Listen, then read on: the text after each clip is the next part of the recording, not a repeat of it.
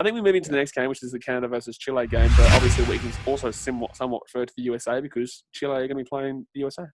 They are indeed, but 33 points to 24, Chile able to win this game. And the big thing here as well was both of the sides that did lose their first opening game up against the USA and Canada, they both won their second. So they both fought back in that regard. And now, like you mentioned, Chile versus USA is going to be the next game, and whoever wins that moves into the Group D of the World Cup as well. But Canada in this game, they looked decent at times, but Chile as well, we need to mention, they had a yellow card. I believe it was either once or twice throughout this match, but they still were able to score tries while they had that man disadvantage, also ticking over the 3 points every once in a while just to keep that scoreboard pressure on the Canadians.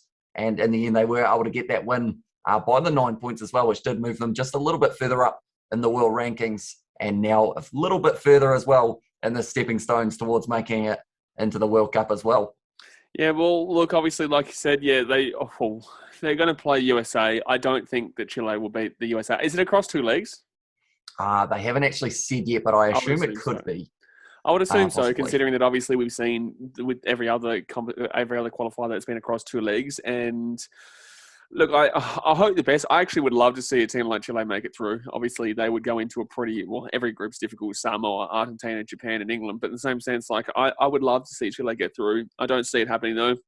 I think the USA will put a score through them unless the rankings right now, which I guess you don't really look at the rankings a great deal to see how a team's playing unless they're out of that little group area that I was saying. That's why I put them in sections, because it's a huge shock if an Italy beats or Italy or Georgia beats South Africa, even massive, more so than, say, a Japan or a Fiji who are in 10th, 11th, only 1 or 2 spots above them, beating them in comparison. Because we've obviously seen Japan beat South Africa before, which was a huge shock at the time, but I'm just throwing that into perspective. Now, yeah, look, I would have Chile losing this one, but I don't think that we'll play. I don't think we see these 2 teams play until next year. I think I heard that the qualifiers will be later on, probably mid-range next year, probably same time as this actually, next year in 2022, and hopefully everything's sorted there so we can see a bit more. But I would just love to see them get in. That would be a bit of a new have Chile ever played in the World Cup before?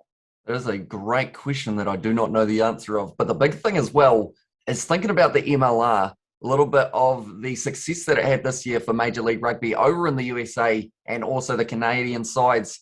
I feel like it would be a big hit on that competition if neither of USA or Canada did qualify for the World Cup. I feel like pushing their way towards that World Cup with that competition as well will keep a few more eyes on the sport in the US. So it is a shame that Canada have missed out for that reason of the MLR being such a new competition, trying to build its way up and kind of the world kind of eyes, I guess you could say. But if the USA get through, I feel like the MLR will still be having a little bit of success because they've still got some very good players over there as well. I know that there were a few Australians, Adam Ashley Cooper, Matt Gitto, both playing for the same side, although now I believe one of them has transitioned into the coaching role for the Giltinis there. And then also Adam Ashley Cooper, I want to say maybe retired. A couple of Aussies going over there. Yeah, there's a few Australians over there as well. I think we've also got a few Kiwis scattered throughout those competitions you just have to take our limelight, don't you, Hamish? You just have to take our Australian limelight over there, don't you? I mean, it's one of those ones, though, you know, as long as we got those Southern Hemisphere flair players over in those competitions, it's going to keep it growing in the Southern Hemisphere. Same with the top league. I mean, the talent that is over there at the moment for the next season. Speaking of the Kiwis, Lachlan Boshier, you got Ash Dixon now has signed the contract, Damien McKenzie, and just everyone along those lines. I'm sure there's a few Australians going over there as well.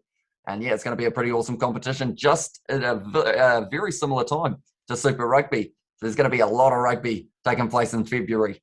Yeah, well, there's some more rugby. We love our rugby. As long as there's rugby, you know, we're having a good time, mate. We're having a good time. That's the main thing. Doesn't matter where it is. I don't care if it's on Jupiter, mate. I don't care if it's on Pluto. I don't care if it's not even in this galaxy. I will take it, all right? I will enjoy it. And that's exactly what